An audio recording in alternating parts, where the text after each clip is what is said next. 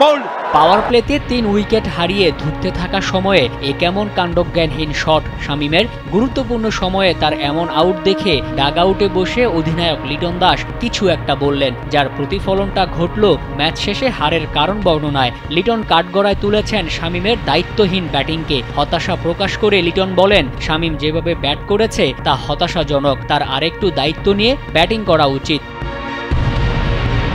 ইনিংসের শেষ দিকে ব্যাট হাতে ছোট ক্যামিও ইনিংস খেলার সুনাম রয়েছে শামীম হোসেনের, তবে প্রায়ই আউট হন বাজে শট খেলে। টি-20তে সবশেষ খেলা 6 ইনিংসের 3 বারই আউট হয়েছেন 0 রানে।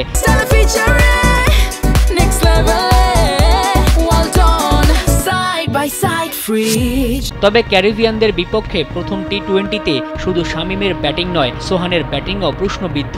10 বলে 5 রান করে একই ধাঁচে আউট হয়ে দলের বিপদ আরও বাড়ান সোহান। 6 নম্বরে ব্যাট করা সোহান কোনো একটি ম্যাচে রান পেলেও ব্যাটিং স্টাইল কিংবা স্ট্রাইক রেট সবই পড়ছে সমালোচনার মুখে। জাতীয় দলে বারবার ব্যর্থ হলেও ঘুরে ফিরে শামীম সোহানের উপরই ভরসা রাখছে বিসিবি। প্রশ্নটা তাই উঠছেই, শামীম সোহানের বিকল্প কি খুঁজে পাচ্ছে না নির্বাচকরা?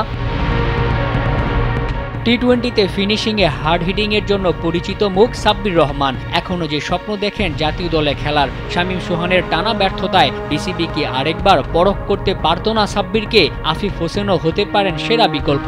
শেষ দিকে দারুণ ব্যাটিংয়ের সাথে বল হাতেও বেশ কার্যকরী আফিফ। ইয়াসির আলী রাব্বি এনসিএলে ব্যাট হাতে ছিলেন উড়ন্ত ফর্মে, এরপরও খুলেনি জাতীয় দলের দরজা। বিসিবি কি ঘুরে ফিরে আটকে থাকবে ব্যর্থ শামীম সোহানেই, নাকি সুযোগ করে দিবে পারফর্ম করা সাব্বির রাব্বি আফিফদের? মোহাম্মদ মাসুম, কালবেলা।